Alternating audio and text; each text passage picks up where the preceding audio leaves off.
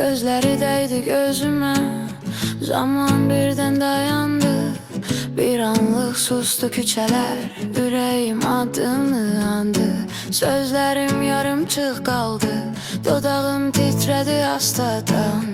Bir bakışla talihim değişti habersiz qəfildən. O bir deniz, ben bir gemi, dalgasında itmişəm. Unutmuşam derdi qəmi, ben özümden getmişəm. Bircə baxış bəsdi mənə, dünya qopsa vecimə deyil. Gönlümü verdim mən sənə, bu sevda keçici deyil. İndi hər yan onun rəngi, kölgəm belə ona bənzər. Hər mahnıda səsi gəlir, ürəyimdə izlər gəzər.